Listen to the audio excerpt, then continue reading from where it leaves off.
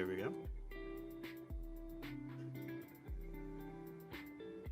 Hello, ghastly ghouls, skeletons, demons, and angels, and everything in between. I'm your host, Disaster, and welcome to the Degeneration Podcast, Episode 36, the podcast for the degenerate generation. Here with me is my charming co-host, Finley Mondato. Mondato now. Hello, this is the first podcast as your new self. How are you feeling? You know, I'm feeling pretty great after getting this body. Like, before I was just a mask floating in the void, right? Mm-hmm. But after this, unfortunate soul bought me from a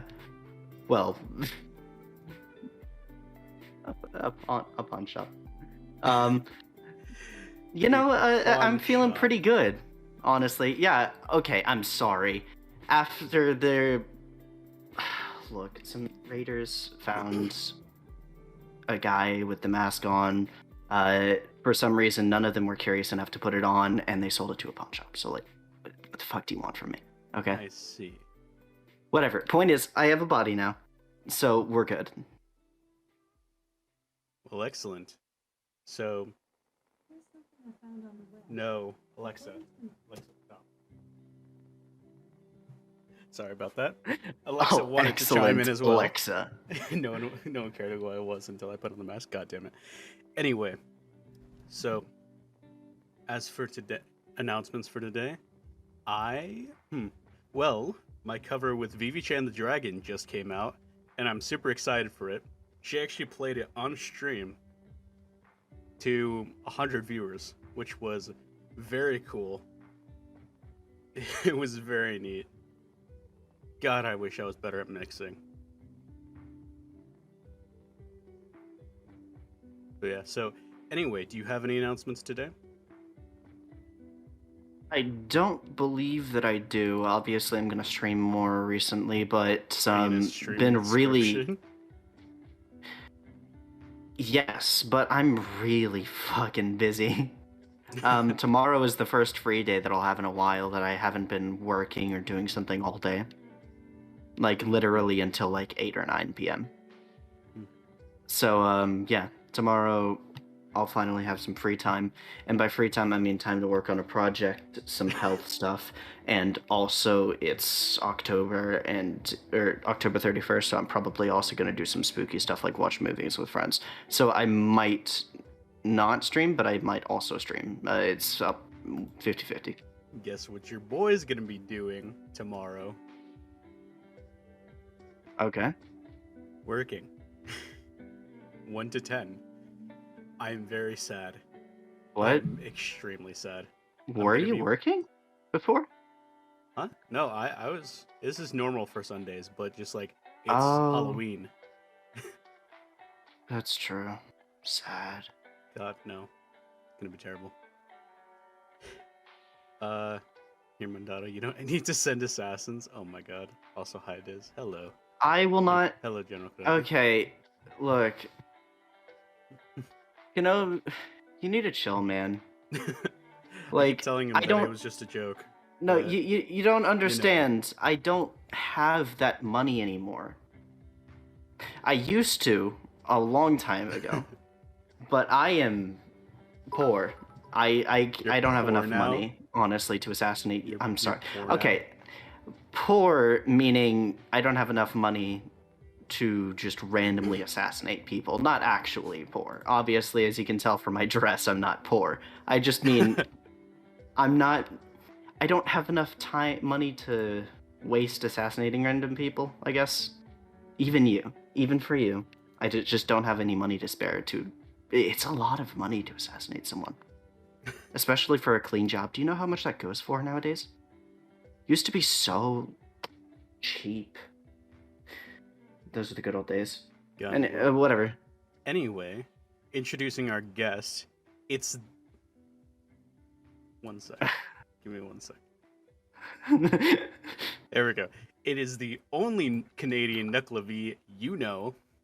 Welcome, Grim Graham. Oh, wait, shit. Ignore that. Never happened. Hello. We have Grim Graham here to talk about our new Eclipse phase campaign that's going to be running on his channel. Well, I And mean, also- you can stream it if you want. Yeah, but I'm not going to be because that's too much energy for me to do that and then this. So Anyone can stream it. By the way, Anna, I gave her the link. She says she can't chat. she can't what? She can't type in the chat for some reason. Tell her to refresh the page. Well, by the looks of it, she's playing Overwatch now. Oh no, But Anna's anyways- here. Anna's here. Yeah, Anna's here. Oh, yay. But yeah. So, All right. how are you Yeah. doing, Grimgram? Tired. Oh yeah, I bet. You just did a campaign for almost 3 hours? Adventure. Here's the thing. A campaign is like the kind of thing that you do like in a weekend. Like that is the kind of thing you plan with friends months in advance, and it goes on for like 10 hours. And it's got like multiple like arcs. Well, not arcs. It's all one big arc. That's the difference between a campaign and an adventure. A lot of people just seem to not understand. Like Alright, let me a campaign. Let me explain. Where I come from Worlds, where a campaign is a story spanning over a year or two. Yeah, basically. So that is a campaign to me. Yeah, a campaign is something that takes a long ass time to get through. Yeah. Like I would say campaign is like 10 sessions long, and adventure is like 3 to 5 sessions depending on how much derailing there is. Wait, so Yeah, you said it's a we're slight on an adventure then. One shot. It's a slightly longer one shot. So wait, how long is this adventure going to be? So I expected that. By the way, the first episode, if you want to watch it right now, I have the archive up on my channel because we literally just did this. Like it ended not even 30 minutes ago. Mm-hmm. So if you want to catch yourself up on that, you can. But basically, I was expecting, or rather hoping, that by the end of the night, you would have found the killer, and that would have been the end of part 1. Oh, yeah. I'm sorry. Oh, pity. I feel you. I feel you. Well, like I said, there's hoping and then there's expecting, and I'm like, yeah, knowing me and my ADD and my ability to get sidetracked easily, it's probably going to be more like 4 or 5 sessions. And Yeah. mind bringing up how slime girl teeth work. Yes, we brought that up, and then I went into detail about the factors, which you probably haven't read about. But aside from that, yeah, assuming ideal conditions, I would say this was an adventure that would be done in 3 sessions. Okay. But Really? yeah. But again, knowing how Oh wait. like sidetracked I usually get, Is the what's it called? What is the ship called that we're on? the bottom feeder. Is the bottom feeder supposed to be like the whole adventure? Yeah, pretty much. So the bottom feeder is the whole story. I don't want to spoil too much, but I was under the assumption that the bottom feeder was a single quest that we were on. it is a single quest. It's just that it encompasses the whole of the adventure. That's basically what an adventure is. It's just one quest. Oh, okay. I was under the impression that this was like a full campaign. Oh, okay.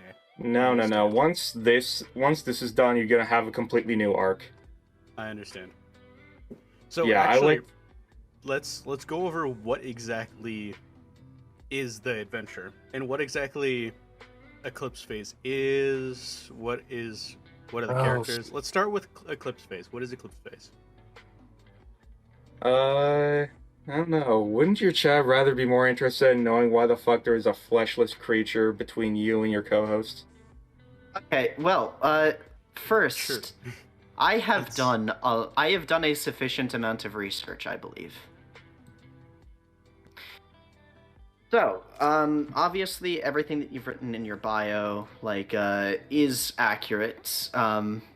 That meaning, like, all of the titles that you've given yourself. I have a few tweets here for each one, basically.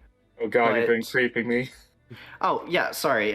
My research involves doing about, depending on how much you tweet, roughly 1 to 2 months of just scanning media tweets and seeing, like, the general gist of, like, what you do, what you, like, play, etc. So we can talk about topics, right? I feel is like a I'm on deep dive. Dr. Phil right now or something, or like Maury. No. Technically, Okay. technically, you are on a late night show. That's what this. Yeah, that Though- is technically. Well, yeah, You but are those are right. late night shows. Those I should be I mean- introducing. I mean, Maury isn't a late night show. It's a show Yeah. that you bring white trash people to get blindsided by their own stupidity. Yeah, that's fair. But Oh god. I should. You are right. I should be viewing you first. So you are right about that. So, what do we start with? Let me start I'd with say- the basic questions. Oh, Who are I would- you, Grimgrab? Okay. I am what the Scottish have named a Knuckle of V. We have our own name, but it involves using infrasonic frequencies beyond the comprehension of human ears and most of your listening devices, so we just use Knuckle of V. You wanna demonstrate one of those sounds? Again, I would if I could, but you will physically be unable to pick it up. That's the point. The point That's the being, joke. like, that the That's- microphone that he's using won't. Yeah. Okay, whatever. It's just gonna be silence. Yeah, it's going to be a sound that will not be picked up on my microphone, and even if it was, it would not be able to... Like, you wouldn't be able to hear it anyways. Even if your speakers were capable of going that low, you wouldn't hear it. All right. For the next 30 seconds, we're gonna listen to what that sounds like. All right. Cool. Anyway. That wasn't 30 seconds, you fucking liar. Shut up. Anyway. Me. Anyway, let's get into that. Explain exactly what does being a Knuckle of V entail?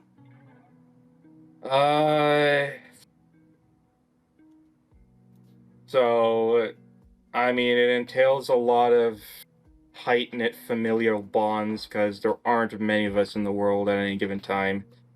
And it also involves closing ranks because, well, most humans are afraid of us. And that's, like, a lot of people seem to think that Knuckle V are just naturally, like, mutilated centaur things. No, that was just a disguise we put on when we're on land. We figured that it works because, well, especially around the time we first started going on land was around the time that humans already domesticated horses. So, seeing the silhouette of a figure riding a horse in the middle of the night doesn't seem too suspicious. Wait, Cool. so where do you especially- normally live? Well, I was born and raised straight up on dry land. But Mhm. I am the third generation of my family. Actually, no, second generation. Oh. No. It's fucking. I'm tired. Okay, so here's the way it happened. My great-great-grandparents moved to Europe, in 1919, and since then we've primarily been living on dry land. Okay. We typically live in the ocean, in case that wasn't clear enough. And some still do. There's still Knuckle of V that decide to stay in the ocean. Others have decided to move for a lot of reasons, mainly littering. You'd be disgusted at exactly the kind of things that fall onto your house, like, say, you know, discarded plastic Garfield phones, broken vibrators, and, oh yeah, a battle cruiser. I Battle see. cruiser. Yes. Wait, so in the Okay. ocean, what do you look like in the ocean? That's the thing nobody knows. Well, nobody on land knows. Well, maybe some people at the Warframe dev team know, because they definitely took some inspiration with one of their fishing minigames. Oh? Ah. I actually do have an artist commissioning a sketch of Nuclevi in our true form in the ocean. Wait, the Warframe. Oh my god, they're so dedicated to their game that they decided to go and find a fucking Neclavy in the ocean? What? That, or maybe, I don't know, maybe a member of their dev team knows. Yeah. Okay. Uh, Respectable though. So, True. can I assume you've played Warframe then? Yeah. Of course. Yeah. We've Both played of us quite have. a bit of Warframe. How Oh, much yes, Warframe I have. Have I played? I have almost 4,000 hours clocked in. Oh shit! No, Jesus I'm only like Christ. I'm only at 150. Like, Oh. Like 300. Yeah, no, we are not like Wow, we're you're not- lightweights. deep. yeah, true. Keep in mind, I don't think I've played Warframe in 2 years. I think I have burnt out on that game. I started playing back in 2013 when it came out. Wow. Jesus Christ. Cool. Yeah, Ha, that boomer. was high Got school. 'em. That was high school and a good chunk Oh. of college as well. Okay, so Anyways, not college then. a decent amount of early college. But anyways, as I was saying, so there's this type of fish called a merc ray, and you can't find a good image of exactly what I'm talking about because all the images of it are from the side. But simply put, imagine the grill of a car, except the grill isn't made out of like metal or plastic or whatever. It's made out of like you know those kinds of bristle like teeth that some whales have. Mhm. Yeah. Imagine that with like 3 disturbingly human-like eyes on top. That is the face of a Nuclevi. And of course, on the sides of the mouth there are these prehensile tendrils with bioluminescent tips, so that we can manipulate things even in the deep ocean. Of course. There's other details I can add, but it's complicated. Okay. But simply put, nobody really knows what we look like underwater, and we kind of like to keep it that way because they're already horrified enough from us being on land, which is why we started disguising ourselves in the first place, and only traveled on land at night. Fair Makes enough. sense. Honestly, humans are terrible. I mean, I don't have skin, so it's completely understandable. Plus, like, my fingers Human are leopard. like 20 centimeters long. Oh yeah, you got really long fingers. Real long fingers, really long hands. All right. There's a Oh, reason why long my hand. model keeps my hands in my pockets. Mm-hmm. But yeah, I mentioned the battlecruiser thing, didn't I? Mm-hmm. Yep. If you want to look it up, look up the Battle of Jutland, which was one of the very few actual naval engagements that happened during the First World War. It happened near a place in Sweden called Jutland. Is it Sweden or is it Norway? Point is, it was in the North Sea, and it just happened to happen right on top of my family's traditional hometown. So, literally battle cruisers, torpedo boats, full-size battleships sinking to the bottom of the ocean. I see. All on our property. So that's when there was the debate on whether or not the Nuclevi should move to land. Some of us did, some of us didn't. I know that 2 branches of my family did. One moved to the Netherlands. The other moved to Italy. This was in 1919. And they settled down just long enough to experience World War II in 2 of the most war-torn countries. Sure. Jeez. And it was after that that they decided, yeah, we're just gonna fucking move to Canada because nothing happens in Canada. Yeah, that's right. So, True. Literally true. Jesus. Like, So, what yeah. the fuck happens in Canada? Ever. well, Moose. genocide, horrible genocide, but Okay, whatever. no, but we're ignoring that. Okay, so that brings me for the to sake of Canada. of the many different titles and or like I guess groups of interest that you have. And Historian. that'd be historian, exactly. Like for example, this actually hold on. I'll send it to Noel so he can put it on stream. Let's see. I'll just put it in no mic chat actually. All right. Let's see here. All right. That was fun. I very much liked that. And then also, obviously there's like more like specific stuff. I have no idea what you're talking about. Hans, the transition broke. Oh, I see the. Yes. Hans, Fucking the transition tigers. broke. Oh my god. You know what's funny? The French used tigers longer than the Germans did. Yeah. Oh my god. So after the war, they commandeered a lot of those tigers, and they used them up until 1949. So they had them integrate into their military for longer than the Germans did. And the absolute kicker, in a report on the tank, they said they preferred the Sherman. They what? The Sherman. No. The whole thing. They what? They preferred the Sherman over the Tiger. Okay. Because, like, you know the reputation of the Tiger, right? No. I don't really know my War. historical weaponry. Alright, so there is, I'm sure you know the phrase weeaboo. Yeah. Well, there is something in historical circles, especially when it comes to World War II, called a Wehraboo, as in the Wehrmacht, the German military. Mm-hmm. Now, I wouldn't call these people neo-Nazis. They are absolutely not. Some of them might be, admittingly. But for the most part, these are people who just sort of root for the underdog or just sort of believe the legends of how scary Nazi Germany was.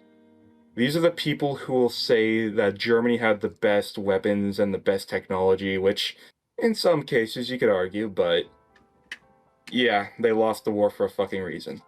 Yeah. Point is, these are people who hold the Tiger as the pinnacle of World War II tank technology.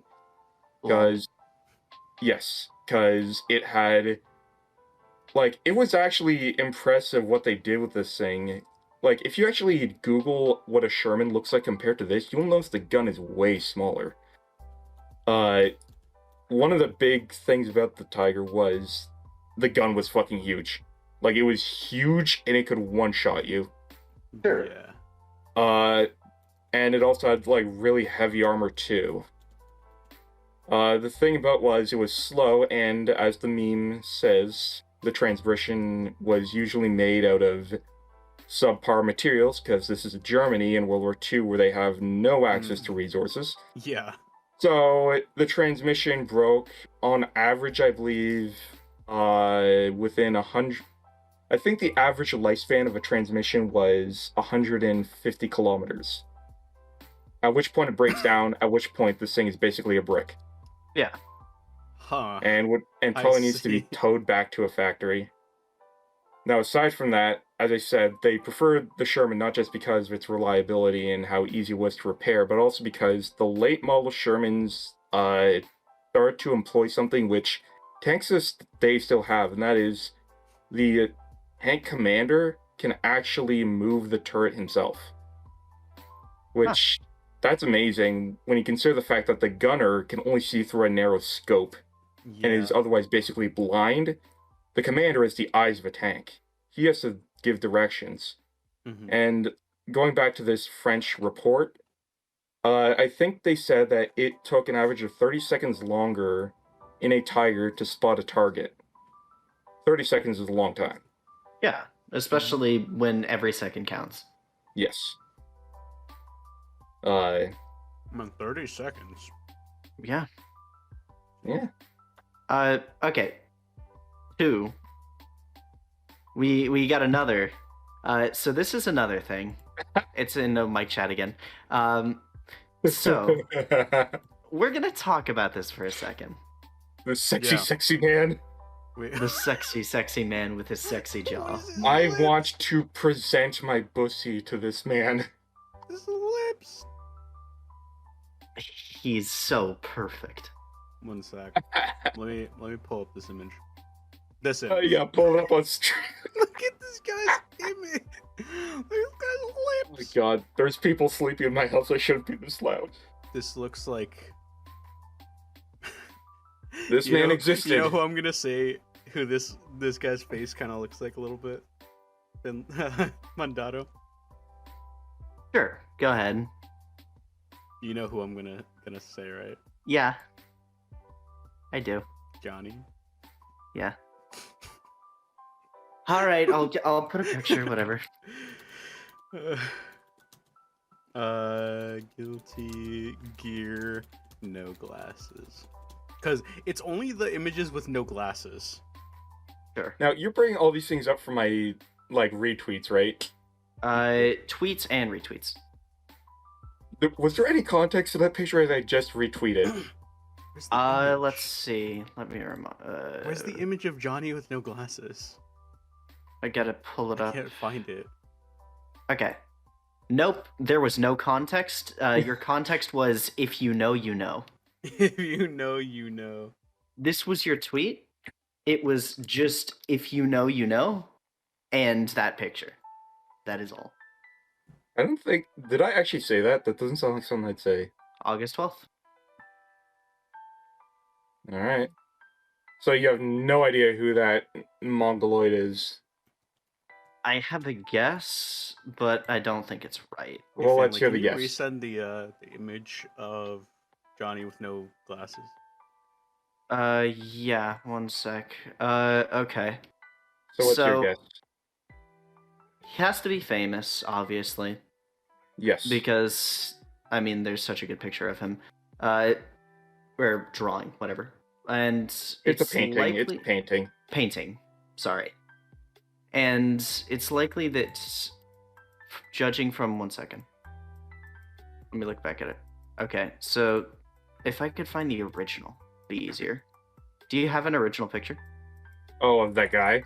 Yeah. 1 second, I'll give you one. Okay. Where the fuck is Johnny? I'm scrolling through the images. All of Check Johnny's real quick. images. No. Oh. I'm scrolling Real through all of chat. Johnny's images. Give me your fucking... Damn it, he always Really? takes off his hat but never his glasses. Where the fuck, There's Johnny? only like one image I've ever seen with him without his glasses, and he looks fucking stupid. He's like when He looks- guys cut the he's like when guys shave their beards. Well, yeah, it's because Johnny is perfect with the glasses, and once you take them off, it's like, wait, Oh, I What? found the image. Of, Anyways, I was I making sent fun you of the full size picture. thank you. There we go. Okay. I found it. I found it. So he's European, obviously. Look at this dude. Has to be either Spanish, Like that. British, or French, because it looks like he... I get the What- feeling what he's an makes you- explorer. What makes you think it's one of those three? Okay, specifically, it's the hairstyle and the clothing that he's wearing. But The clothing that makes him look like he has a the desk fact that around you his said neck. that makes me... Yeah, it's the collar, but the fact that you said that makes me think that I might be wrong.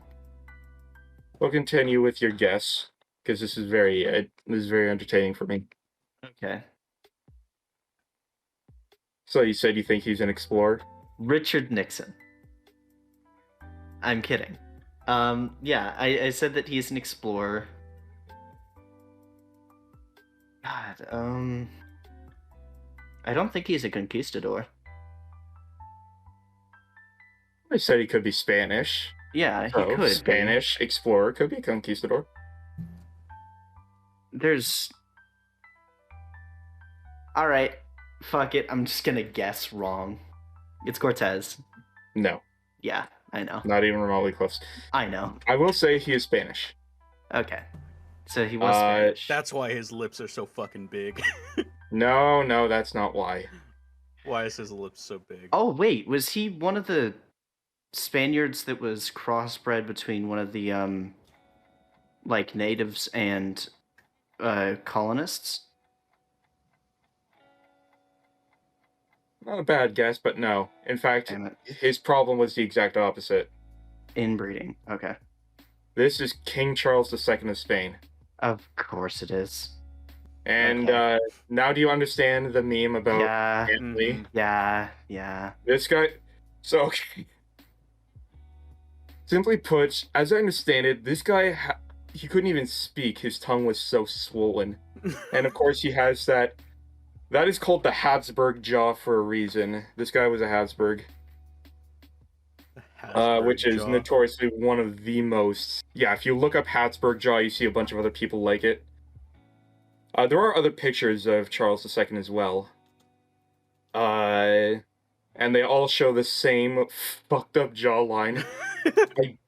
Yep. There's a Habsburg jaw, right? With a Habsburg jaw. Yep, that's. There's a picture. You're actually. Yeah, you're hovering over a picture of him. Yep. Yep. Habsburg jaw. What is that collar? By the way, What is I put a picture. It's not the original one though. Yeah. It's Johnny without his glasses. Yeah, I'm showing. I showed it on stream for a few seconds. Yeah. But so Johnny, basically, this guy, his family tree was a telephone pole. Yeah. Yeah. And like, I actually don't know a lot of the details, but there is extensive like documents about the kind of medical problems this guy had. Oh god, there had to have been a lot. There you go. My understanding of it was glasses. My understanding of it was Charles II was in constant agony.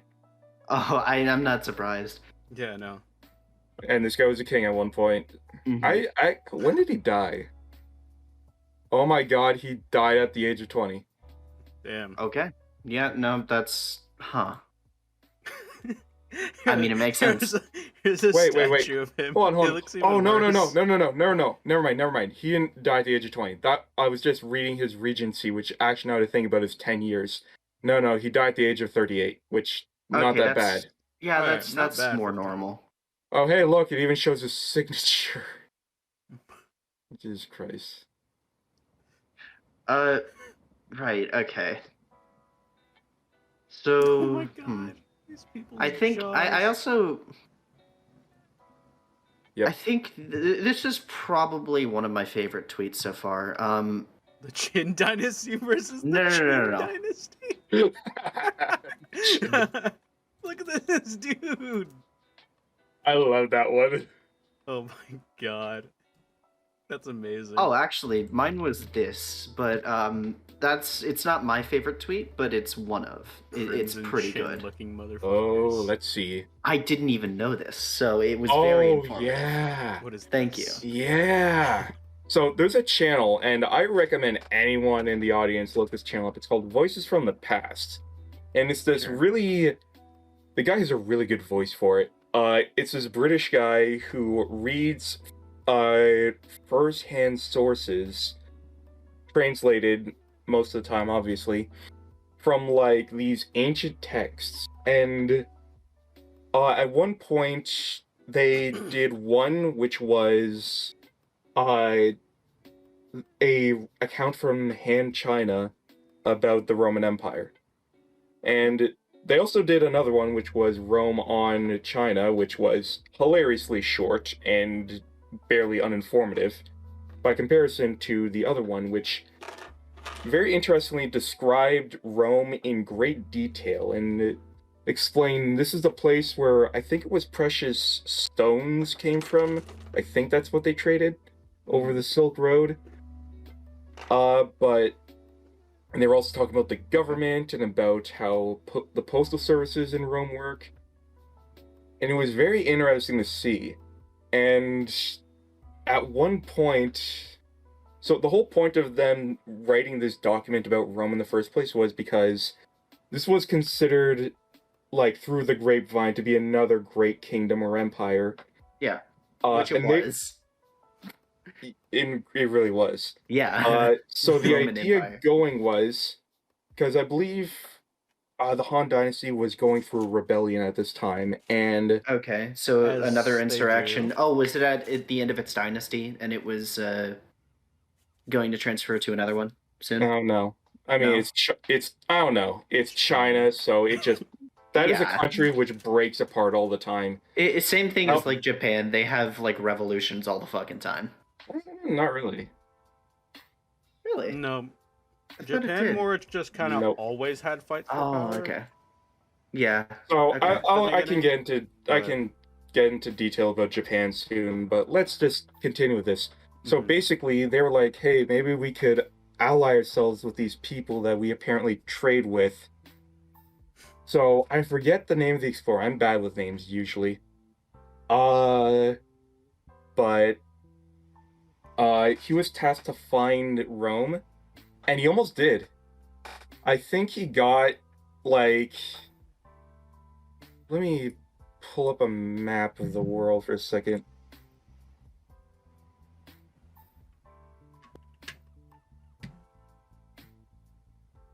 So I think they got to.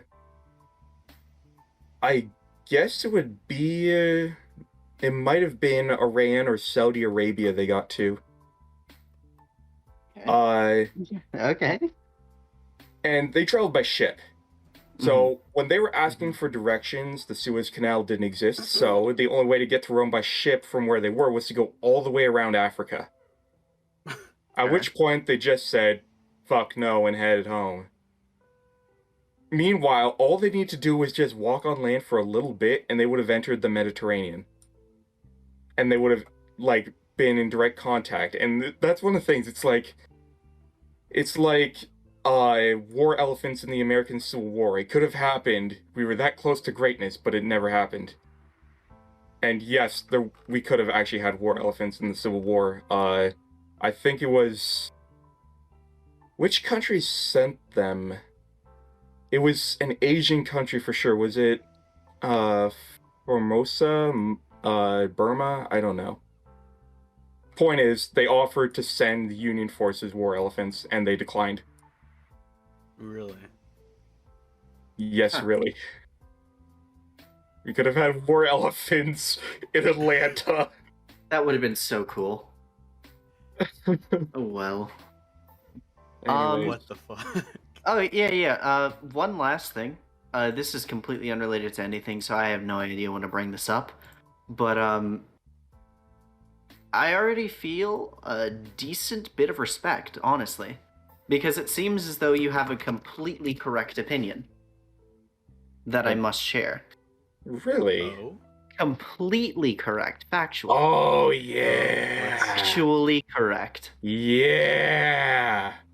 Thank you. Fucking based Baron Oh, yeah. Samedi. Voodoo has the most shit, correct wait, personification of death, and I am not at all 100% biased. I mean, it's clear Yeah. that's what inspired your avatar. Yeah, at least mostly, but still. Yeah. Point being, it's so fucking cool. I remember, so going back to me running tabletop RPGs, there was one I wanted to run a while ago, like a really long time ago, called Warbirds. Okay. And a long story short of that setting is the entire Caribbean and parts of the mainland are swept up in a storm one day and are just dropped off in the sky world. No context as to why. And this happened in like turn of the 18th century.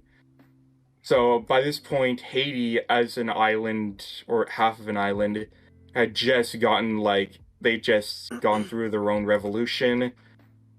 And shit like that. And so Warbirds actually has a very interesting setting, because it explores like an alternate reality of a bunch of Caribbean countries you wouldn't otherwise think exist. And because Haiti is one of the prominent nations in that game, one of the main religions in that world is voodoo. So me being a dungeon master, I decide I'm going to research voodoo, and I even watch documentaries about it. And I end up cool. And I ended up learning about Baron Samedi, who, as it turns out, it's weird because Haitian voodoo has because apparently he's the head of like a house of spirits. Mm-hmm. Correct. And apparently these spirits are also usually, being the kind of people who are just do not give two shits about life and death, usually live life to the fullest is the way I understand them. So they're usually very vulgar Meanwhile, the head of the house is this really dapper, suave guy, very charismatic, Mm-hmm. and that would be Baron Samedi. But yeah, best personification of death. Yeah, I did not The most- know. 100%. I did not know about the voodoo personification of death. It's very interesting, Pretty yeah. It's cool, so honestly. fucking cool. It's so cool. Genuinely.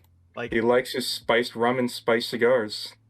honestly, Yeah, respect. Baron Samedi is he kind of acts as the patron saint of voodoo, while also, of course, being the just an incredibly important figure. In that, yeah, as stated, he is the representation of healing and of death. Pretty much. Well, Yeah. healing it.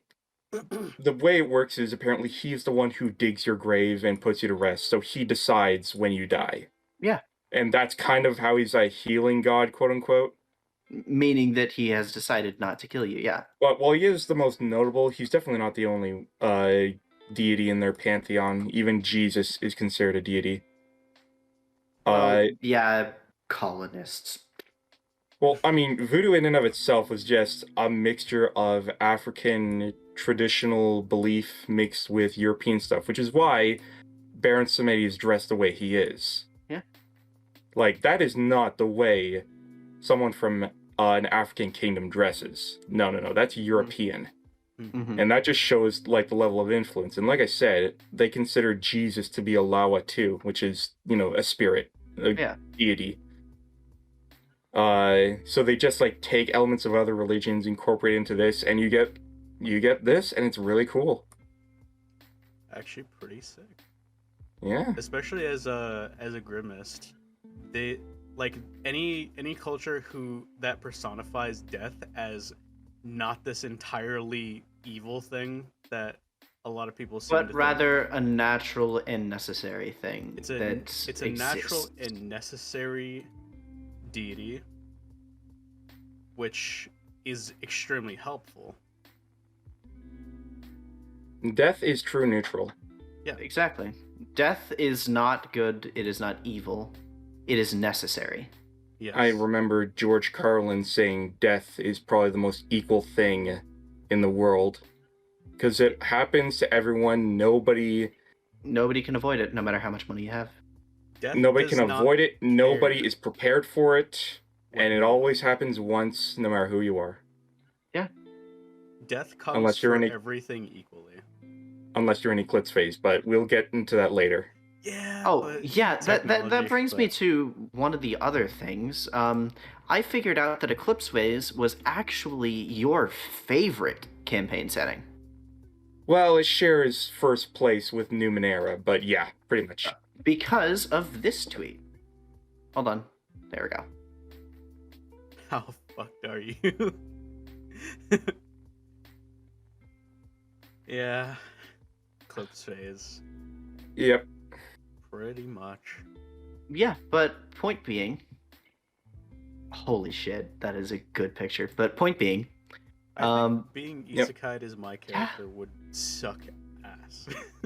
Yeah. Depends on My- the character. Some characters I'd have a pretty good, few years before the campaign starts. But some characters I would just want to die. Yeah, how much My do you know about character- Axo? Axo. My character his in Eclipse character. phase. Oh. I guess that means he so- wasn't watching the stream at all. no, No, he was I'm sorry. working. I was doing... Actually, Yes, you're when did busy. it start? You were busy It started at creeping. 7 around. Oh, So- yeah, no, I was doing my test right then. And Oh. then I Oh. took a shower. Oh, okay. I thought I was you gonna were say you were busy creeping me on Twitter. So true. No, actually, that started when we got in the call. It does not take me very long to go through all of your tweets because I don't know. Twitter I is just read easy. quick. Yeah, Twitter is easy. I just read quick. But what's it called? Okay, so let me explain who Axo is. So this will be explained later, but at the fall, so Axo was created as an AGI on Luna. Artificial General Intelligence, by the way. on the moon Awesome. Of course, yeah. as a flexbot, basically a machine that can be made of many different parts. Or wait, was he not a flexbot before? Because it was There's a stated difference that between. Well, it was stated that he wasn't. He didn't get transported like. He didn't get his body, or his like consciousness transferred through how it would usually get to Europa. He traveled with the scum. yes, but you have to remember that a body is simply a shell. Yeah, that's true. So AGIs are not typically born in bodies. They are born as software. Okay, yeah. There's a bit of the So, backstory we still need to figure out. But so saying that you weren't, you wasn't can't created really as create a an. fuckbot. I was created as an AGI. Yeah, how you came across that flexbot, that is open for interpretation. Yeah, but anyway, still things we need to figure out. Anyway, so he ended up seeing the fall of Earth, which will be explained later. But over the course of his living on Luna, he escaped Luna and sought the rights of AGIs as people. And so he traveled with the scum, which are basically space pirates, for I like a to use the long term. time. They're Well, called they scum. can. Yeah. They can certainly be pirates. I like to use the word space gypsies Yeah, because it just like.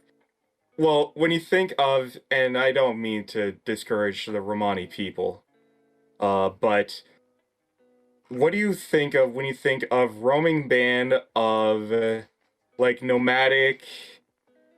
just nomadic people that you definitely do business with, but you also really don't like to be around because you don't trust them or their ways are too alien, and usually seen as like going against authority or the natural order. It's like you think gypsy, like you think of like the Hunchback of Notre Dame and what that fucking perverted bishop or whatever the hell he was thinks about them. It's like, yeah. wait. God, Oh it's, wait, I realized what's his he was name? actually created as a flexbot because he was a combat because he was a combat model.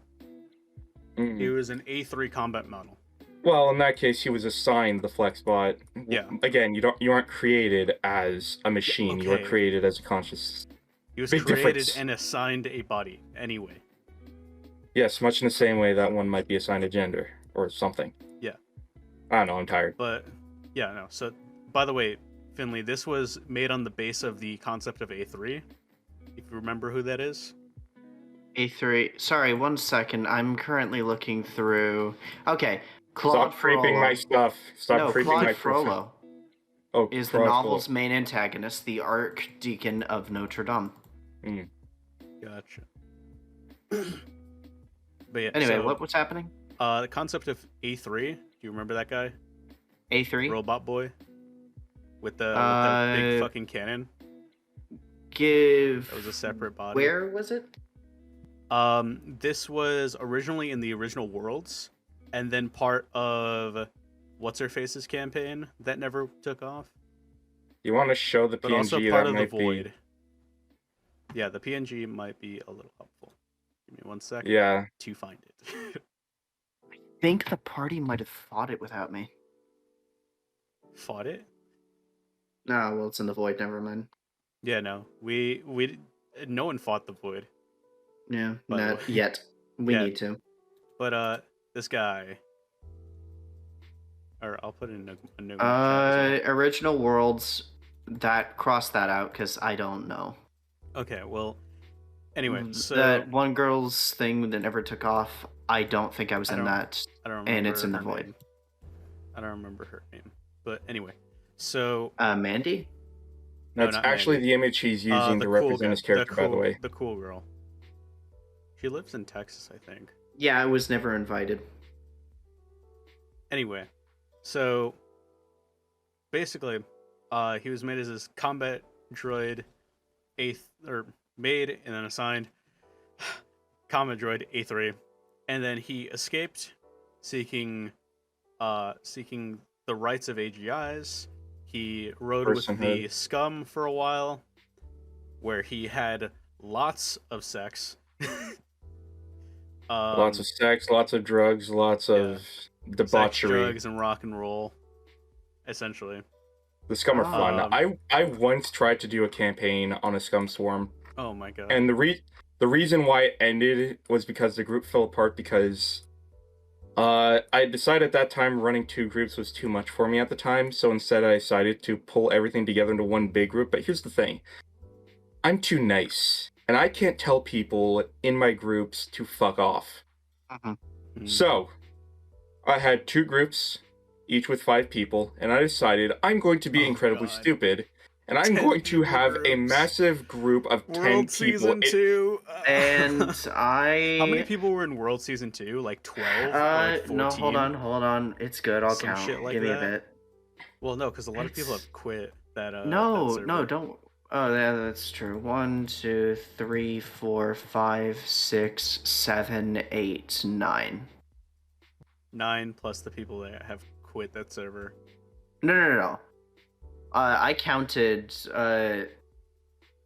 6 that are actually here. So about 9 plus people. Mandy, so 7. No, she left. Mm-hmm. But still, plus So you, about 9, plus 10 Austin. people. Yeah. 9. We know the horrors of running that many people in a campaign.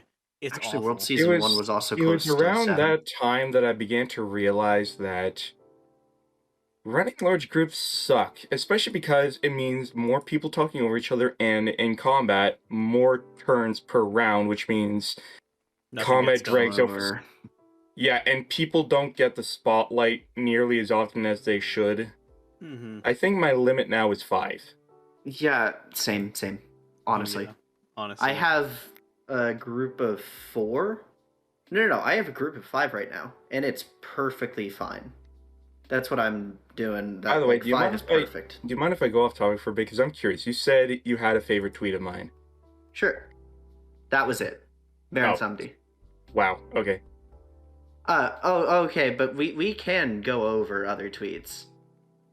We like could. the Cheese Man. Oh god. Cheese Man. Cheese Man. Oh, yes. What the fuck is this? The cheese. Yeah, that's Shigorath. What? Have none of you ever played an Elder Scrolls game? Oh shit, that's shit. Oh, sorry, I didn't recognize him because he's in high definition. not Elder Scrolls. Cheese 2 for pixels. everyone. That was in response. That was in response to something very specific involving cheese. That much I remember. Cheese for everyone. I think it was during dinner. It ain't easy being cheese. I don't remember why he said that though. No. But yeah, it was during the first conversation with him. I mean, with Disaster? No. It was during the dinner, right? It was at the very beginning of your conversation with him. The dinner. Oh, you're talking about in Oblivion. Yeah. Yeah. Sorry, I actually never played the DLCs, so I wouldn't know. I just know the meme. Oh.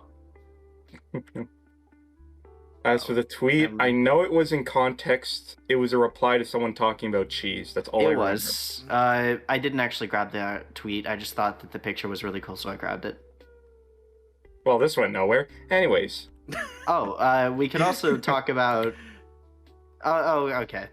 Fine. I'm surprised that after reading through all my shit, you never pulled up one of the recent tweets I made, sort of showcasing one of my other titles as philosopher.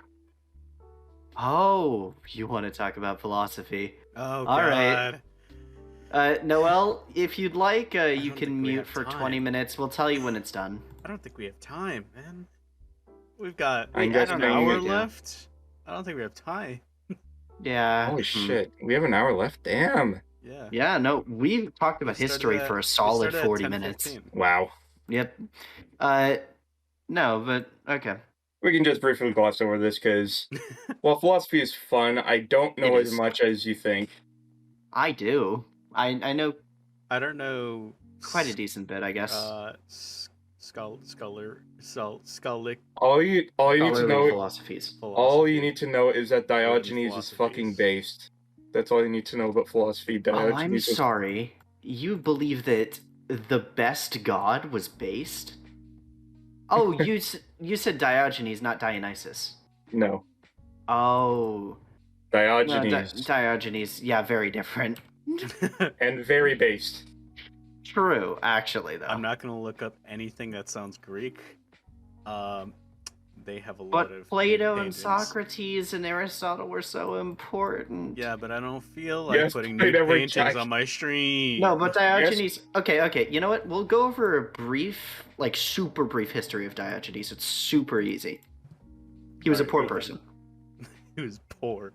Oh yeah, no, he was a Got him. poor bitch who was just like completely minimalist and that he had nothing. He slept in a fucking barrel. He was a crazy old hobo. Yep. Ah, I see. Oh, Now, my understanding is that he wasn't always that way. It was after wasn't. seeking advice from an oracle that he decided to say "fuck you" to society and start living his own way. Yes, exactly. Yeah. He actually owned a decent bit, but probably he was kind of banished from his home for embezzlement. I think it was his father that did the embezzlement. Yeah. But unfortunately, yeah, he was also also banished, and after being exiled, he moved to Athens. And Where he decided to inhabit a plain wine barrel, owning no possessions, and started jacking off on people. Oh yeah, I think that my favorite thing of all time, this is the same story that everyone tells, right? It's the king of fucking Rome comes up in front of him and asks. No, it's not. No, it's not. No, it's not. No. Who is it? It was Alexander the Pretty Good. Alexander the Pretty Good. Alexander the Pretty Good. Okay, regardless, still an incredibly important person. Just Yeah. Oh yeah. Regardless. Can I tell this? Yeah, no. Honestly, this is your topic. Go ahead. Okay, so It's fun. like this probably gives you a good understanding of Diogenes' philosophy. So Great. this was a guy who basically lived in a clay wine barrel as shelter in the middle of a market. Here, I'll And bring up a before his conquest of the known world, Alexander the Pretty Good wanted to seek an audience with the great philosopher Diogenes. And he said to him, "I am Alexander, hero of Macedon. Ask of me anything you want, and it is yours." To which Diogenes quite blankly replied, "Get out of the way, you're in my light." To which, What? yes, he was Yeah. sunbait. Yeah. Actually, fucking did. But this is. Wait. There's more. So, go ahead. So then Alexander stepped out of his light because he was clearly trying to bask in the sunlight. And he said, "If I were not Alexander, I would like to be Diogenes." To which Diogenes replied, "If I were not Diogenes, I too would like to be Diogenes." There is another story wherein Diogenes is inspecting a pile of bones, and Alexander, still in the area, happens upon him, wondering what he's doing. Twice. Yes, and Diogenes said, "I'm trying to find the bones of your father, but I cannot discern them from the bones of a slave."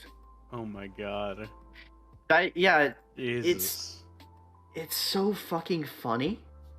So that's Alexander, like the Pretty Good, yeah, because he wasn't. Jesus. But he's just called that because he wasn't the Great yet. He's Pretty still much. Alexander the Great, just young.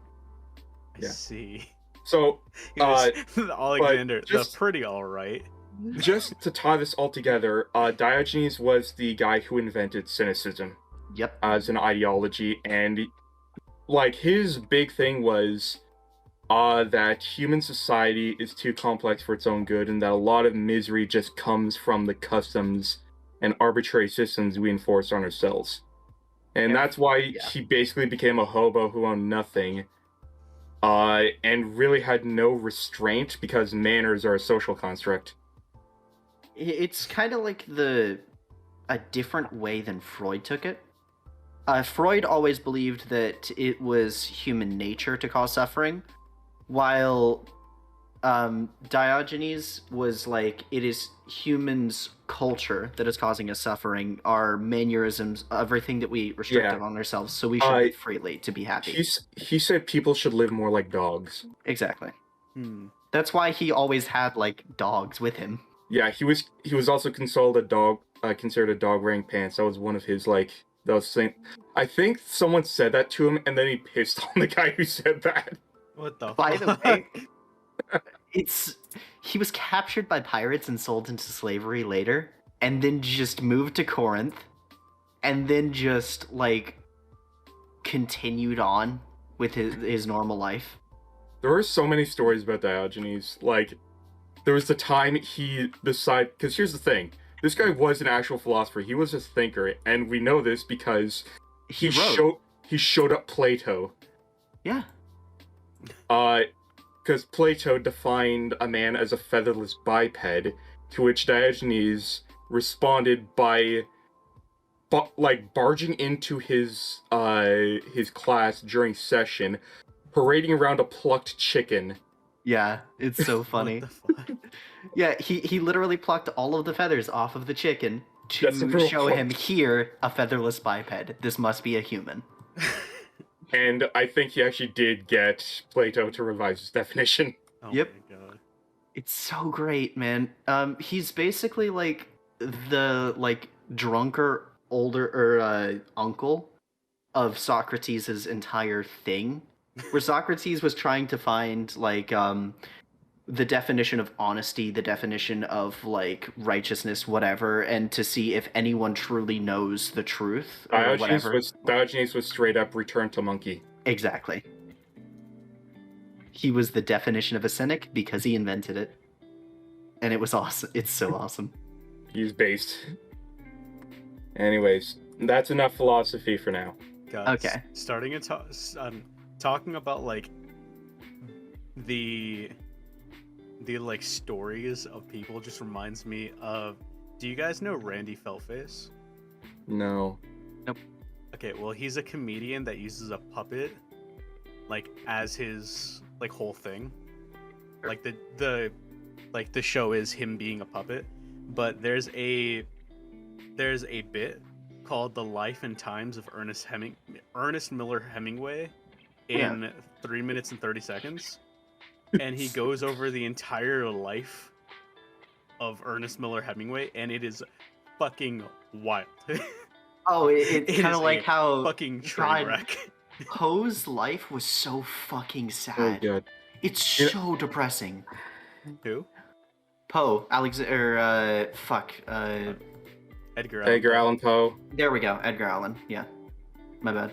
All right, I'll edit these at some point. We talk about a war hero now to be more happy. Let's talk about Eclipse phase. Oh, Because that's fine. yeah, Whatever. I mean, part of the point of you selling me on this was, hey, it'll give you exposure for your channel in this campaign. Yeah. This was... We'll go back to topic. Yeah, God. Eclipse phase was something that I had been planning for a long time, about 6 months. Oh yeah, I scrolled down and I didn't see the beginning. It was like, oh cool, we got this art commission, and I was like, wait, what the fuck? That's like 2 months ago. What? By the way, you're gonna have to remind me to edit that out because I'm not gonna remember. I will probably forget to. Fuck me. I'll see if I can message you tomorrow. But anyways, so yeah, I've been playing that for a long time. I think it was when Hollow EN did Mythbreaker, which is... Isn't it Have you still seen going that? on? Yeah, it's still going on. They had episode 4 2 weeks ago. Label this as remind Is it like one episode Noel a to month? edit What the hell? out Only Polish 4 episodes? or Okay. 4 episodes in total. Like, and those are like, not the character creation episodes, the prologue episodes, like 4 full proper adventure episodes. Hmm. But I remember being there for the first character creation, and I'm like, I want to do this on stream, like, with other VTubers. Like, it would be such a magical experience, and it really was. Honestly, yeah, it was cool. Sorry if you can hear this. I can. But Murder. yeah, My mic. I guess we were going back into settings Eclipse phase. Yeah. At one point, I we were didn't even mentioning like the finish my fall and stuff. discussion of my my character. I didn't even finish the what the fuck my character is, because we were talking about if he got isekai'd into Eclipse phase. Yeah, your character would probably suffer a lot, because especially I live in at certain. the bottom of the fucking European Ocean, alone. It's fine. In a fucking shipwreck. Well, as long as you're in range of the mesh network, you're not really alone. Alone. No, you could join a semi-space server and I like. can join VR chat. Yeah, But that's Eclipse phase really does. Because when was the first book published? It was published at least mid to early 2010s. It was very interesting how it predicted That's something. not old for an RPG. Wow. Yeah, but one of the things that engrossed me in the setting was just how much detail they went into the culture and society of things. Mm-hmm. They talked about, again, like the future of VR and VR environments, and this actually brings me up to something else I actually just heard today, which is Facebook's rebranding itself. It already did. Yeah, they call themselves Meta, and it's probably the best decision they could have made, honestly. Well, they could have also died with honor. But yeah, and I saw the video of Mark Zuckerdroid 2000 explaining the idea of like virtual workspaces, and it's like, yep, they talked about that in Eclipse phase. Hell, in Eclipse phase, most corporations are just a handful of people. Yeah, so a lot of people are used to the phrase mega corporation, especially when it comes to cyberpunk. And Eclipse phase isn't cyberpunk, it's post. Oh yeah, like Arasaka. Like, yeah, rules like basically all sections of one trade in like 3 countries. Pretty much. United States, whole thing. So, Eclipse phase is not cyberpunk though. It is what I like to call post cyberpunk. Oh, the collapse. So, mega corporations are dinosaurs. They either died or they had to shed weight into what are now called hypercorps. Which, wow, what a transition in phrasing. Megacorp to hypercorp. Yeah, what the fuck does that even mean? Mega, super, ultra. Point is that an important aspect of the lore of Eclipse phase is the fact that there is post-scarcity. Nanofabrication has made it so that anything, including food, can be 3D printed from raw materials. Oh yeah. And at first, megacorps tried to covet this technology jealously, and I think it was actually anarchists who led the charge in discovering and extracting, heisting the first blueprints for cornucopia machines. And from then it created a massive shift in capitalism, because suddenly everyone had access to 3D printers that could print food. Yeah. It could, and not just food, weaponry as well. Meatballs, but we actually have that technology now. The corporations just in general only have power so long as the people keep giving it to them. So once you take away their power, they're nothing. Now, there are still places, especially in the inner the inner belt, where hypercorps in one way or another still control things. for example, Mars is completely hyper-capitalist, and it's completely run by corporations, and it's got this sort of democracy in giant air quotes. Democracy. But, like I said, capitalists had to adjust their strategy. They started to rely on open sourcing more, and the game goes into detail about how, like, copyright protection systems and anti-piracy measures are basically fighting a losing battle. Yeah.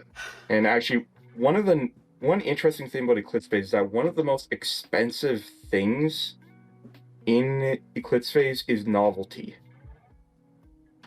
Just the concept of having something no one else has. Oh, Speaking yeah, of, like unique speaking of- objects. Speaking of Yes. corporate protection and everything, do we want to talk about the... What was the thing you mentioned when I was talking about the fighter and wizard module not being able to detach?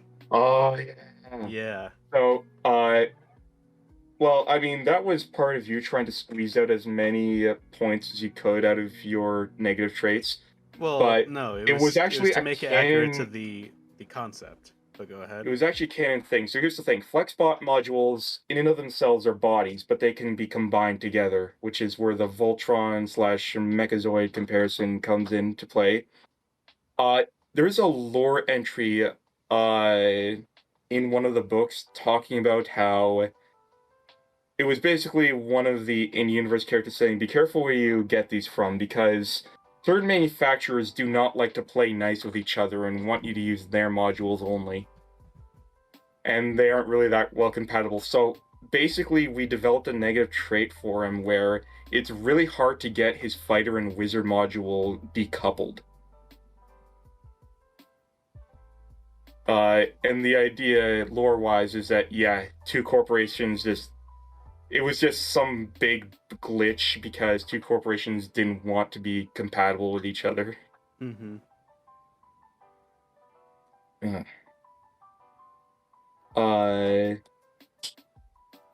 That What else did we have to talk about? I think that and Alright. and the actual canon were probably the biggest problems with my character.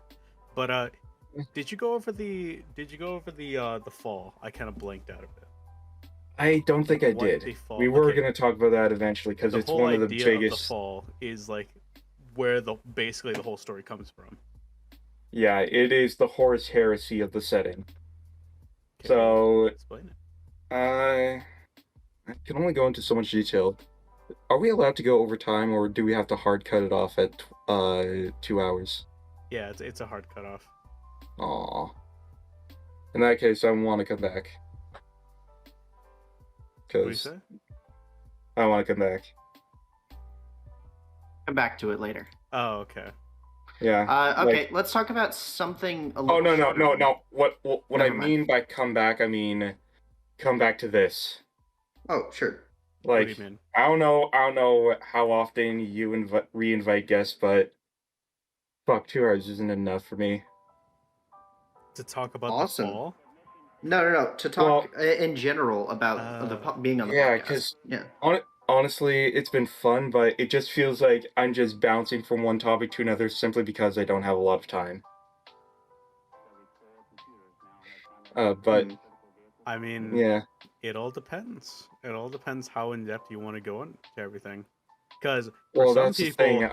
2 hours is a lot of time. But For me, it's definitely not, does- especially when I like talking about things I like talking about. yeah. But anyways, it does let's actually just note that we usually do end up going over a few minutes. So, but yeah. Well, anyways, let's just get to talking about the fall. So, in simple terms, it was Skynet. It was the Terminator. It was Rogue AI rebelling against humanity. That's the official story, at least. There is something else, which some firewall agents might know, but that's the official story. And the fall, it was the span of 2 years, which is terrifying. The fall itself was in many ways very terrifying. Especially since it made Skynet and it made the Terminator look sissy by comparison. So in Like 2 Ultron years, just destroying everything, sort of thing. well, I don't know the comparison, but let me just explain this to you. So, there are things called Warwalkers. Vishnu-class Warwalkers, which were drones, remotely controlled or autonomously piloted, which were developed by humans just as the next generation of military. The Titans hacked into them and reprogrammed them to attack humans, which in and of itself can be pretty scary. There is a in-lore conversation with characters who were there on Mars during the invasion, the Titan invasion, and the character basically said, these Warwalkers, which they were prepared for and they were ready to kill, by the way, these things are like huge, like they're about 2 stories tall at least, and they're basically walking tanks. These things chained up living civilians to their chassis. They literally, civilians, refugees, like crying for help, possibly in pain, strapped to the sides of these giant walking murder tanks. And imagine you have to kill these things now, knowing that there's people in the way. There's only one reason to do that: psyops, psychological warfare. Yeah. And that just goes to show your enemy is not just emotionless, but they know your emotions as well. It's brutal. They're doing it on purpose, yeah. Mm-hmm. And there are a lot of things like that in Eclipse Phase, especially that the Titans used. And there's another thing called a flesh party. I don't want to go into too much detail about it, but let's just say it is a very effective entry denial system that works almost completely based on psychological warfare. The Titans weren't just efficient, they were cruel. And they were cruel because it helped the efficiency. They developed biological pathogens, they had massive black clouds of nanomachines that would deconstruct you atom by atom, just washing over the land. These things destroyed all life on Earth in 2 years. 2 fucking years. Actually, hell, it was probably more like 1 year, because then the next year was them expanding into the rest of the solar system, landing on Mars and Luna and other places. So Yeah, the mass murder weapons will always change depending on the, like, I guess, not, what was it, setting. they Here's also And how use efficient they are. well, they also use nuclear weapons as well. Here's Yeah, another of course. thing. In lore, my character is a fucking AGI. An AI, essentially. Yes. Sure. And he, in the fall, was so traumatizing from Luna. Watching it from Luna, it was so traumatizing that while he was with the scum, he had them program the part that remembered the fall entirely out of his memory. Yeah, people on Luna are in particular very traumatized by the fall because they got to see a ringside seat of it. Like, they got to orbit the Earth as it was just, they got to watch as the fires kept, like, creeping across continents. Which is why they are very bioconservative, very against AGIs and synthmorphs. Mhm. But yeah, so the population of transhumanity is a little under 500 million in setting. Compared to now, what's the fucking current population? 7 billion something. No, Yeah, 7. I think that was a statistic from like a few years ago, like almost a decade ago. I think it's closer to 9 billion. Really? Population of Earth is 7.7 billion. 7.753. according to data from 2020. Oh, really? Yeah. So almost 8 billion. So Yep. that's the thing.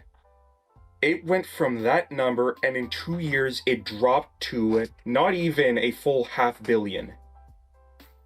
It was insane. The vast majority of people on Earth died. The people who survived were the people who were already in space. They were already on colonies on other planets. And then there was the influx of something called infugees. Because Eclipse is a setting where your body is just a shell, your mind is software. People beam themselves off the Earth as fast as they could. The vast majority of refugees didn't even have skin on their backs. And they are It's just stuck as data. infomorphs. There's just a bunch of ones and zeros floating through the net. Yes, they are what are referred to as infugees, or like they inhabit what are called infomorphs, which means that their mind is just on the internet, decentralized on the web. And these people, like, imagine the internet, but it's full of squatters and hobos. These are people who aren't even allowed to sleep because they don't have a form that has sleep, nor does a body that is able to eat or need food or feel anything really. And these are people who typically have to work shitty indenturement jobs just to get a body, which in and of itself is probably going to be shitty when they get it finally. That sounds like it's honestly that sounds kind of like like psychological torture. what's it called? Um, Fortuna, in a way. Yeah. Yeah, except it goes in the opposite, because you have a body at first, and then you slowly lose it as you're not able to keep up. Yeah. Yeah. Fortuna's not actually too far away from like the kind of what it means to be an indenture.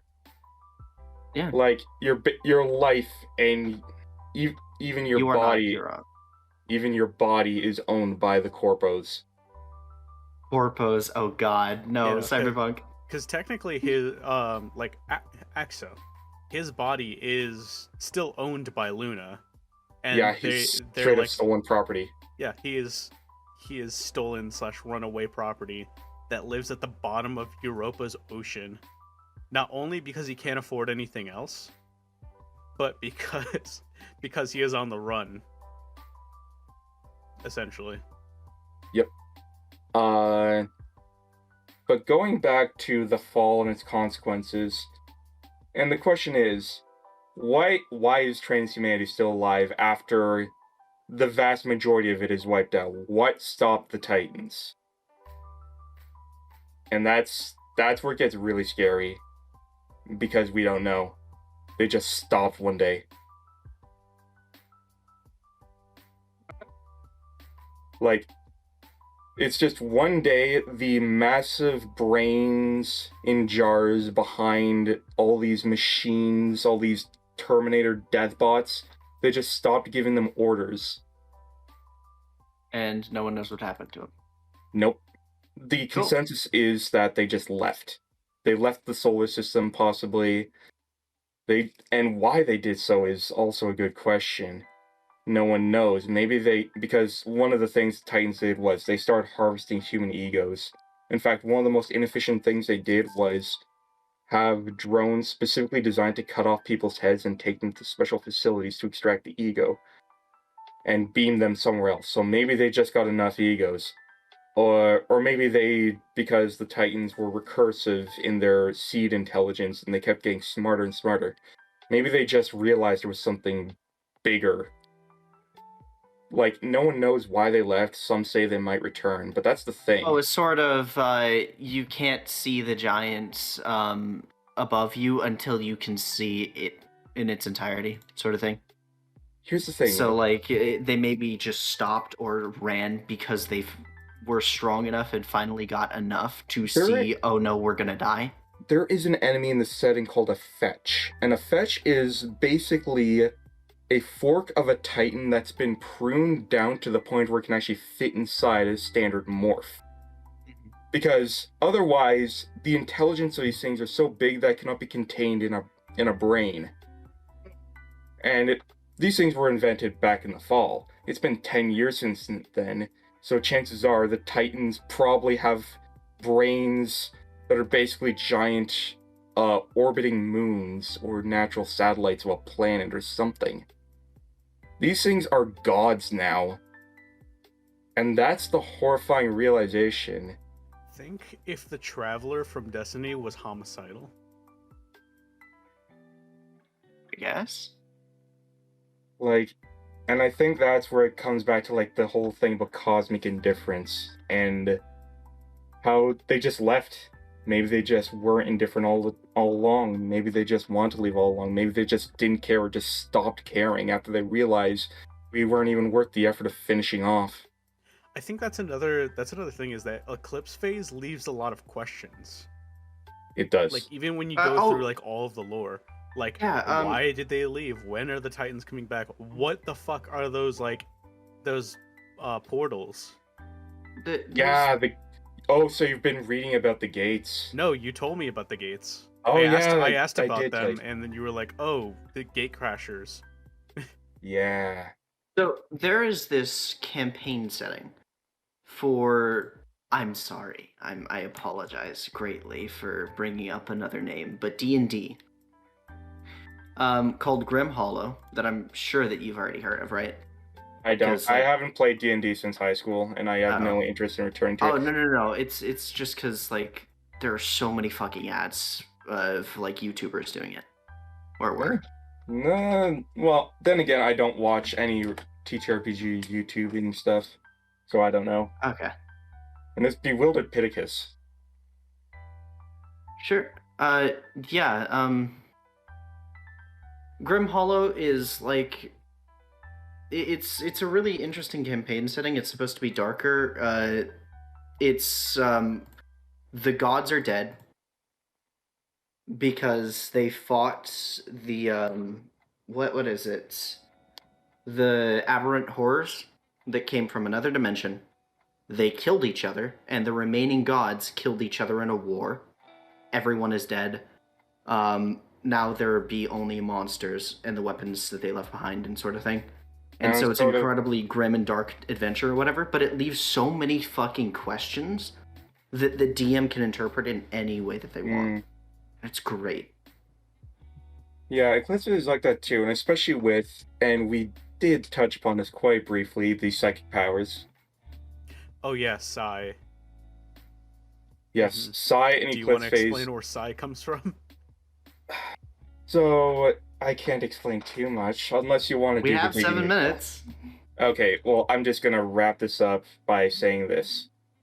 In first edition, Psi was just something you contracted from a Titan virus that... like 23 minutes, actually.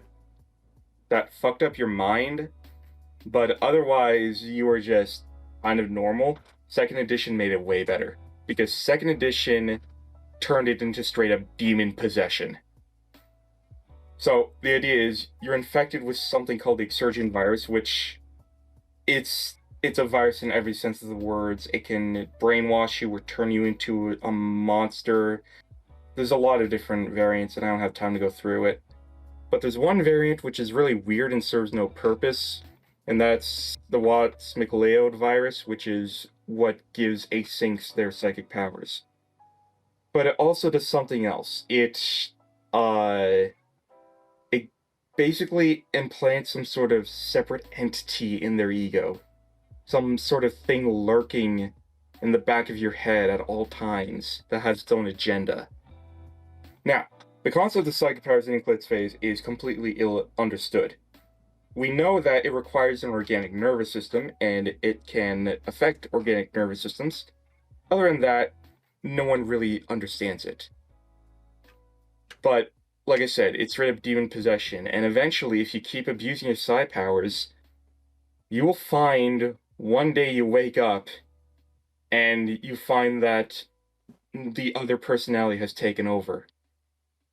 And what they do usually is never good. And there's different types of personalities to these things, but you might wake up covered in blood in a completely separate apartment.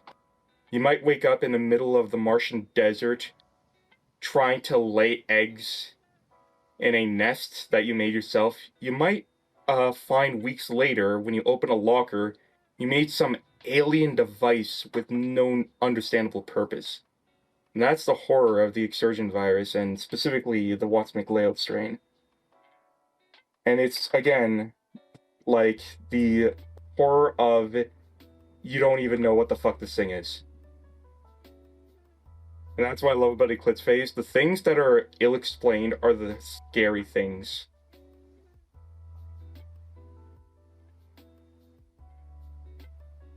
And that's all I want to say. Okay. Cool. But I could keep going on about this. I could go on about history. I did mention that Japan doesn't have a bunch of revolutions, but I never got into detail about that. But we're on 4 minutes now, so I think We it's have time I start 15 off. minutes left. Wait, Okay. 15? Yeah. Yeah, 15?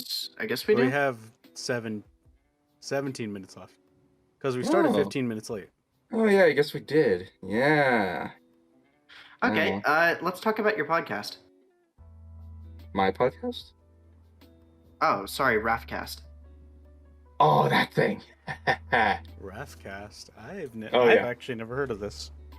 Yeah, it's an occasional thing I do. I don't do it often because it usually involves whoever else I'm streaming with also has Raft, which is it's a survival crafting game.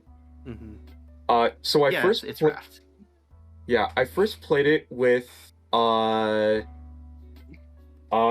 V brother Goth Zapper. It was, I think, the first collab I ever did. There's a $7 game called Survive on Raft.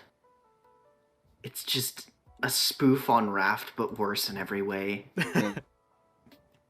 Good thing Steam is getting rid of those. So anyways, and during that whole stream, and by we I mean mainly me, just kept talking about various subjects. And Gossapper contributed, but I will admit I was the one mainly mouthing off that entire time.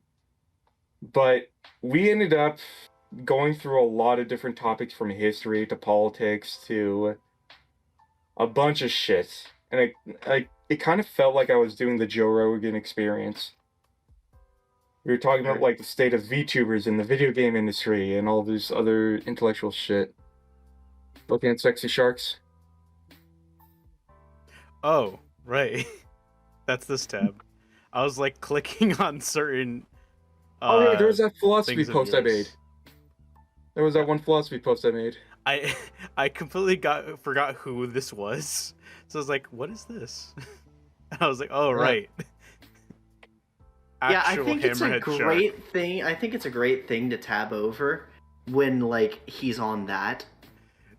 That's great. On Perfect timing. Tishko? Yeah, Yes, actual hammerhead looking at shark. sexy sharks. Yeah. I like that mold. It's very unique, and It's I love very it. unique. Yeah, it's interesting. I remember not. saying, "Oh, a what?" Yeah, once you see the eyes, I you see. suddenly see it in a completely new light. Anyways, Interesting. going back to the raft casting. So from that day, I decided I'm gonna keep doing this. Like, I'm just gonna invite people and interview them and just talk about whatever the fuck we want to talk about. And honestly, if you two want to jump on, you can. Awesome. Hey, So what yo. you're trying to say is that you're taking up our market and eliminated. Well, not really, since All right. the that's gimmick it. is that it involves the I- game itself. I gotta. I see. All right, he's gone. No. No. You have been politically eliminated. Political assassination. No, but that's awesome. Yeah. Yeah, and I see that you pulled up the episode of me with Xenia, who, she's a really nice person, I have to say. Also, Not a succubus. Not a also Apparent- not a succubus. apparently not, and that was the biggest surprise. It's like she wears Really? this skin-tight suit, and here's the Yeah? thing, she's got high legs. Okay. She's got the high leg. highlight. So what let's is see. Oh, Wait. what? Oh wait. I should not. I should separate this tab real quick. Yes. Because it is Twitter. All right. Let me scroll through here. She's got the sexy high leg. Let's see if I can find her model. Cause she doesn't look like a succubus. Are you sure? She is fucking hot. Okay. No, she doesn't look like a succubus. She looks. Yeah. She looks like a hellhound, actually. What? What are you fucking? What do you call yourself? She's a an Neko. anthropomorphic she's a hellhound. Neko. Yeah. Oh, she's a Well, Neko, not the yeah. fluffy ears. Oh well. Red skin and the pointed ears. I don't know. The red weird. skin denotes her as some kind of demon. Yeah. And then the fluffy ears would like, denote her as a hound. You need to see the bottom half though, because I did when you see see the bottom half. The high leg leotard, it's like, yeah, that's damn. Hey, I don't think you're as into succubi as I am. Neuron activation. But aside from that, she's actually very sweet.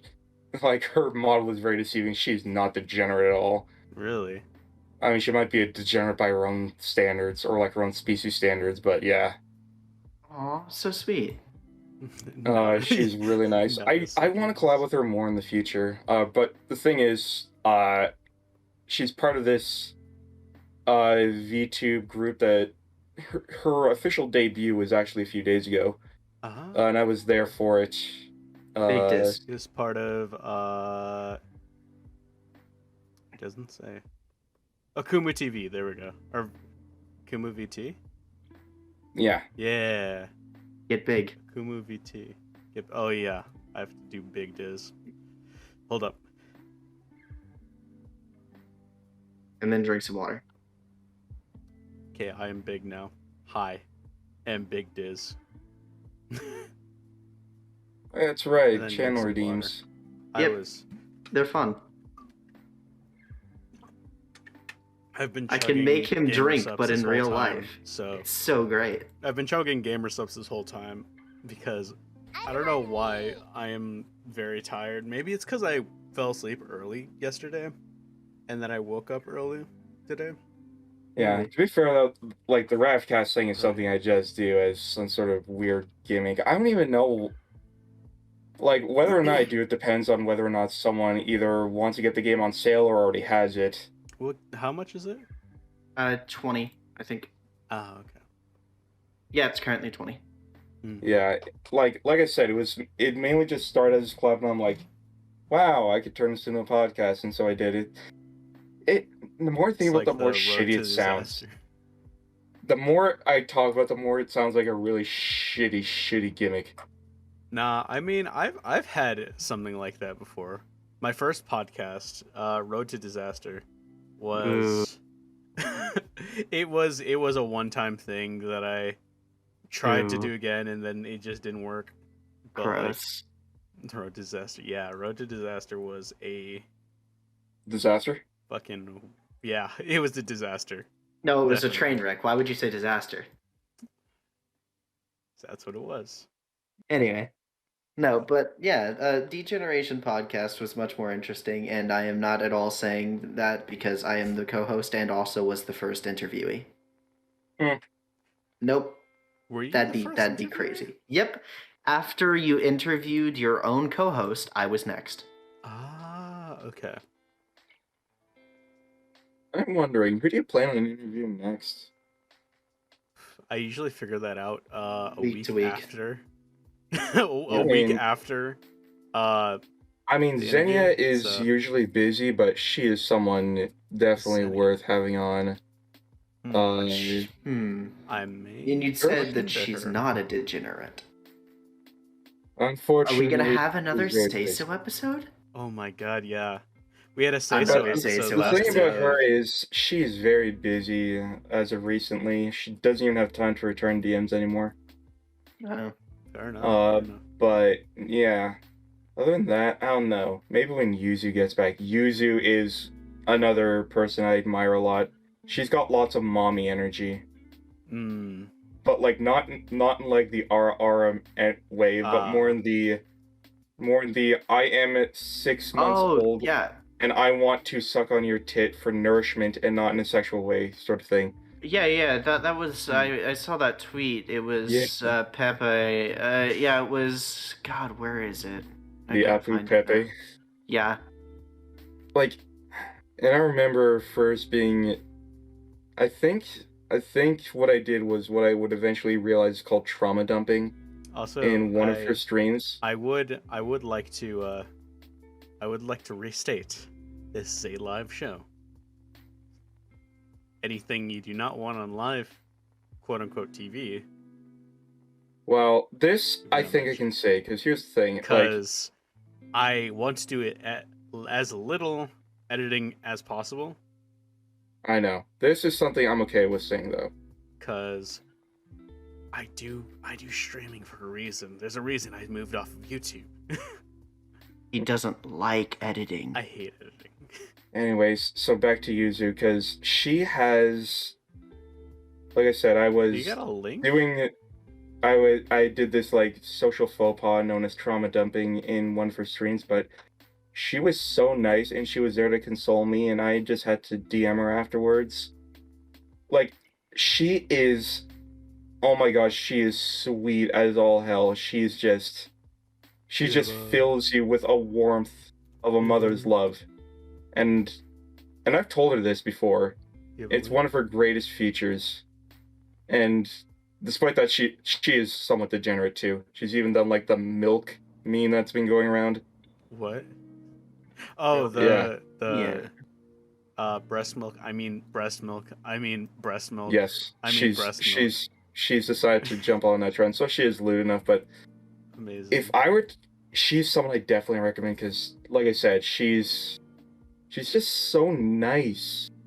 Like, she's genuinely, her voice is like fresh baked cookies. Okay.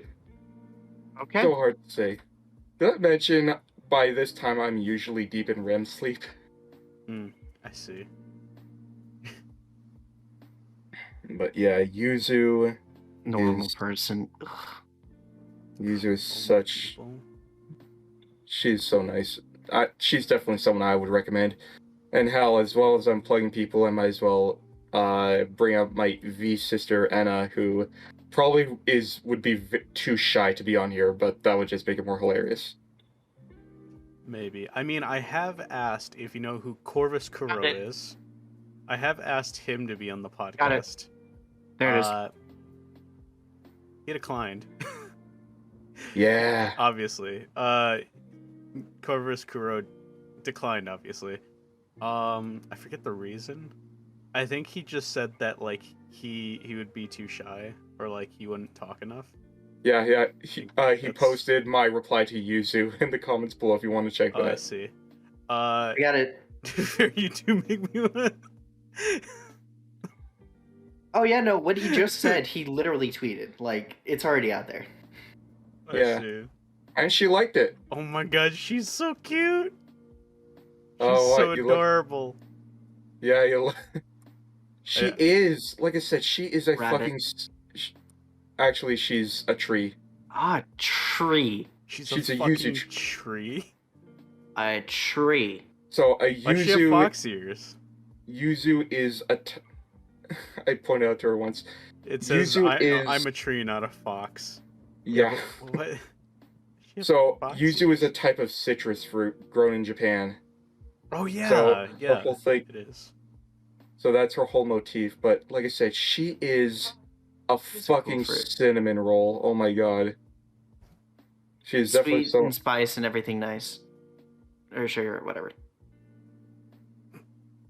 Yeah, there have been so many VTubers I've met, and so many of them I just admire. And you know, I'm just gonna be real. My growth is pretty slow and pathetic, but I'm still here. And these are people who they might have started later than me, but they're definitely picking up steam. And I look at them and I say, well, I feel this slight tinge of envy, but that's just because I'm not growing as fast as I want to, and that's my problem. But I also feel something else, and that is, I feel like these people deserve what they get when it comes to the attention they get. I feel like they are growing as fast as they should. They deserve it. They are much better than me. They are people I admire, though. People like Vivi. Oh, yeah, Vivi. Vivi is honestly, someone... I will say, Which one? I do Vivi Chan the Dragon. Okay, Vivi Chin. By Yeah, the way, I'm sorry. We know two I- Vivis. Honestly, I will say I do envy Vivi a little bit, but I mostly admire Vivi because she works deserves so it. fucking hard. She She deserves works harder it. than any of us, honestly. The sweat of her brow is hers and hers alone. Mm-hmm. And When are we ending? We're ending in 4 minutes. Got it. yeah, Vivi is definitely, and like I remember not too long ago she applied for VShojo. I wonder if she's gonna Mhm. get in. I think she will. What do you think? I hope she gets in, honestly, That would be because really I've said probably one of the most, if not more than anyone else, that if any of us make it, it's gonna be Vivi, and it's gonna be with VShojo. Yeah, like Like, VShojo Vivi is for almost VShojo. entirely female, right? And like the thing No, about it is VShojo, entirely female. Yeah. well, maybe they have a few regulars who happen to be male, but Yeah, but like it's not just but, the fact yeah. that it's female. It's female, and they're all degenerate to some degree. Mm-hmm. In fact, They're all incredibly degenerate. I'm surprised Snuffy isn't part of VShojo, especially considering how often she collabs with them. Honestly, how there's a lot of VTubers that are like basically honorary members of VShojo, like Snuffy, Haruka. I actually didn't know that Snuffy collabed with them, huh? She Haruka collabs a fuck ton with them. is another VTuber I admire greatly. But is she a voice actor? I feel like I've heard her voice in dubs before. I don't watch Haruka as much as I probably should. I discovered Haruka when I was watching what's her name? Shark Girl. What's her name? Artemis.